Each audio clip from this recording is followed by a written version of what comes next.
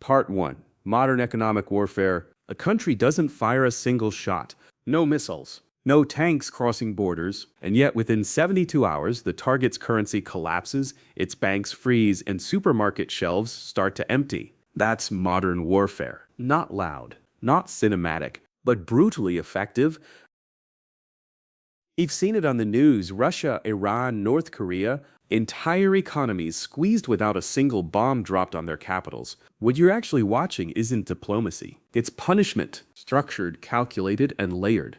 And here's the part most people miss. There isn't just one kind. There are at least a dozen different ways modern states punish each other financially, technologically, psychologically, each one designed to hit a different organ of a nation. Some target money, some target minds, some target time itself. Think of it like this. If war is about breaking your enemy's ability to function, then sanctions and punishments are just slower weapons, quieter weapons, but sometimes more devastating. So let's walk through them, one by one. Every major type of punishment used in modern war, what it is, how it works, and why some countries survive while others don't. Because once you see the pattern, you can't unsee it. Let's start with the one that hits first and hardest, financial sanctions. The full name sounds boring. Restrictions on banking access, currency transactions, and sovereign reserves. But here's what that actually means in plain English. You're cut off from money, not just your money, everyone's money. In 2022, parts of Russia were removed from SWIFT, the Society for Worldwide Interbank Financial Telecommunication. That's the system 11,000 banks in over 200 countries use to send payment messages. No SWIFT? You can't easily pay for imports. You can't receive export money. You're economically. And then came the second punch. Roughly $300 billion of Russia's central bank reserves, held in dollars and euros, were frozen by the US and its allies. Imagine saving your entire life, and overnight you can't touch it. That's what happened. On a national scale, Sergei, 52, manages a mid-sized manufacturing plant outside Yekaterinburg. In March 2022, the ruble lost nearly 40% of its value in days. His imported machine parts doubled in cost overnight. He didn't lose his job, he lost predictability, and that's the real target. Because financial sanctions don't just hurt governments, they inject chaos into everyday life. Prices swing, savings evaporate, planning becomes impossible. Slow damage, relentless. Now shift one layer deeper. Trade sanctions. This is where countries say, you don't get to buy or sell certain things anymore. Oil, steel, microchips, food, pick your poison. Take Iran. Since 2012, multiple rounds of sanctions have targeted its oil exports. At one point, Iranian oil exports dropped from 2.5 million barrels per day to under 1 million. That's not just a statistic. That's a government losing its main source of income. But here's the twist. Trade sanctions rarely stop trade completely. They distort it. Oil gets sold through middlemen. Goods get rerouted through third countries. It becomes slower, more expensive, more corrupt. And that's the point. You don't need to stop the system. You just need to make it inefficient enough that it bleeds. Now we move into something newer, and honestly more dangerous: technology export controls. This is where countries restrict access to specific high-tech components, especially semiconductors. And if that sounds niche, stay with me. Modern weapons, missiles, drones, radar systems run on chips, advanced chips. And those chips mostly come from a handful of places: Taiwan, South Korea, the United States. In 2022, the US imposed sweeping restrictions on exporting advanced chips and chip-making equipment to China. Not just finished chips, but the machines that make them. Think about that. You're not just denied the product, you're denied the ability to ever produce it yourself. Lai Wei, 34, works at a semiconductor startup in Shenzhen. After the restrictions, key lithography machines used to etch circuits at nanometer scale were suddenly unavailable. His company didn't shut down. It stalled. Years of delay, maybe decades. And in modern war, time is everything. Fall behind in chip technology, and your entire military-industrial complex slows down. Missiles get less precise. AI systems get weaker. Communication networks degrade. No explosions, but the gap widens.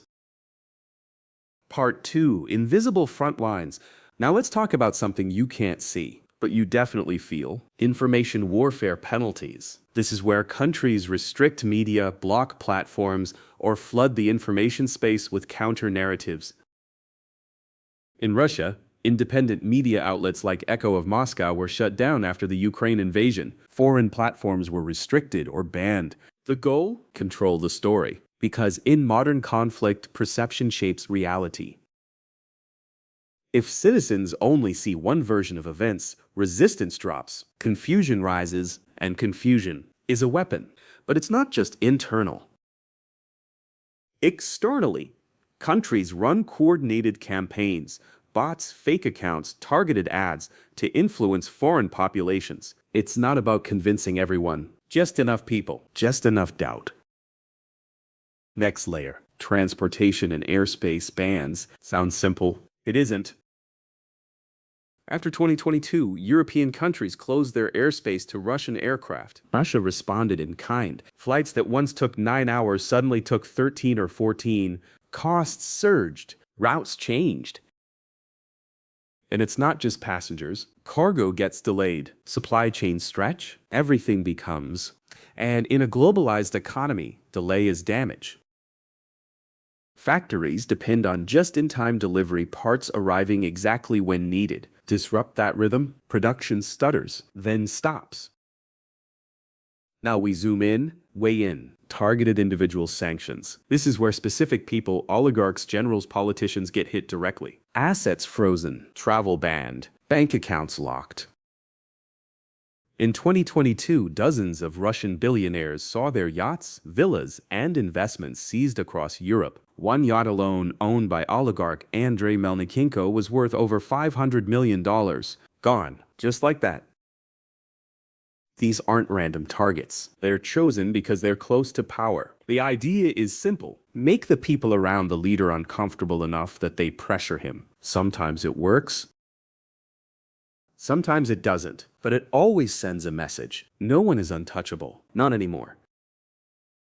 And here's the uncomfortable truth. All of these punishments, financial, trade, tech, information, transport, individual, they're designed to avoid war, but they still hurt civilians. Prices rise. Jobs disappear. Options shrink quietly.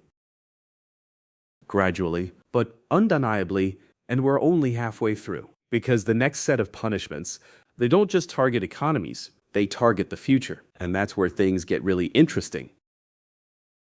Part 1. The next layer of modern warfare. Now we step into something colder, more surgical. Not about what you have today, but what you'll have tomorrow. Scientific and academic isolation. It sounds harmless. It isn't. This is when countries cut off research cooperation, no joint projects, no shared data, no conferences, no visas for scientists. After 2022, Russian institutions were suspended from major international research programs like Horizon Europe, worth over $95 billion in funding. That's not just money. That's access to labs, to ideas, to the next breakthrough. Elena, 41. A particle physicist in Moscow, had been working with a German lab on advanced materials. 6 years of collaboration, gone in a week. Her research didn't stop, but it slowed dramatically. Because science today is global. Cut one node, the network weakens. And over time, that gap compounds, 5 years behind. Then 10. You don't feel it immediately, but you can't catch up later.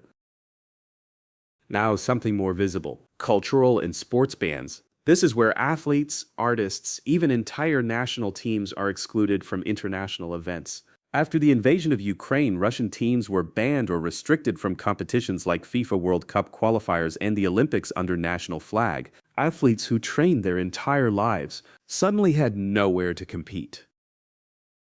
Nikita, 23, a sprinter, had just qualified for his first international championship. Then the ban came. He didn't lose his talent. He lost his stage. And here's the thing. This type of punishment isn't about economics. It's about identity, national pride, global image. It tells a country, you are not welcome. which leads directly into the next layer, diplomatic isolation. Embassies downgraded, ambassadors expelled, meetings cancelled. After major conflicts, dozens of countries may simultaneously reduce diplomatic ties with the target nation. That means fewer negotiations, fewer back channels, less room to maneuver. And diplomacy isn't just talk, it's access to deals, to influence, to being heard. Remove that, and the country becomes louder, but less effective.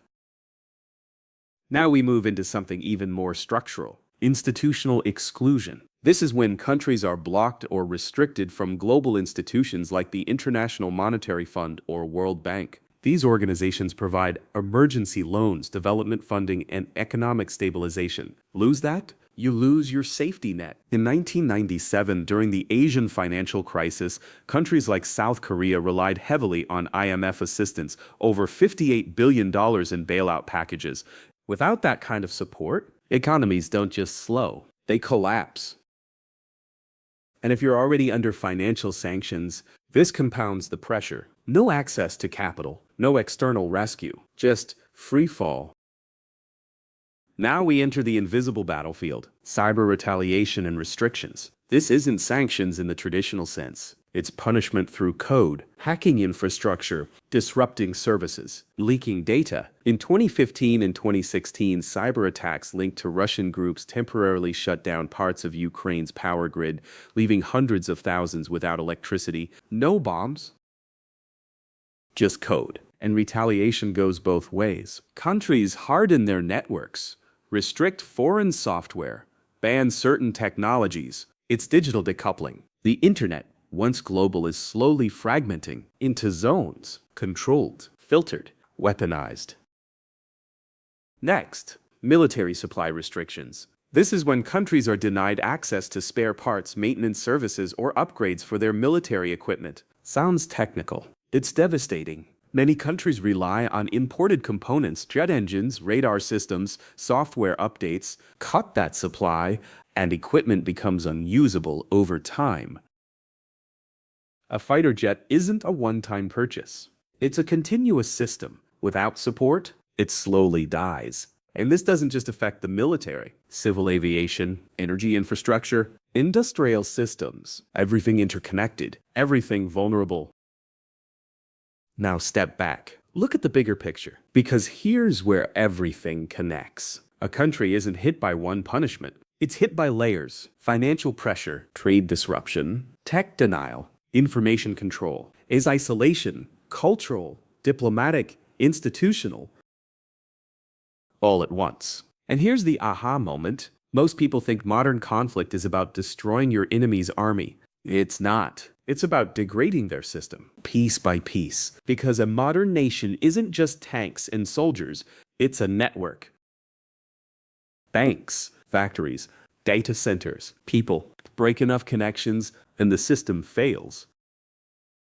And here's the brutal math. It's often cheaper to disrupt than to destroy. A $10 million sanction package can neutralize a $100 million capability. No battlefield required. Sergei lost predictability. Elena lost collaboration. Nikita lost his stage. Different lives, same pressure. So which of these punishments is the most powerful? It's not financial sanctions alone, or tech controls, or cultural bans. It's coordination. When multiple countries align, economically, politically, technologically, the pressure multiplies exponentially. One sanction? Manageable. 10 at once? Crippling. And yet, some countries endure. They adapt, they reroute trade, develop domestic tech, build alternative alliances. It's slower, harder, but not impossible. China builds its own payment systems. Russia pivots to Asia. Iran develops shadow networks, workarounds, imperfect but functional. So this is modern punishment, not loud, not immediate, but relentless. It doesn't aim to win a battle. It aims to reshape a country's future. And the scariest part, it's happening all the time, silently.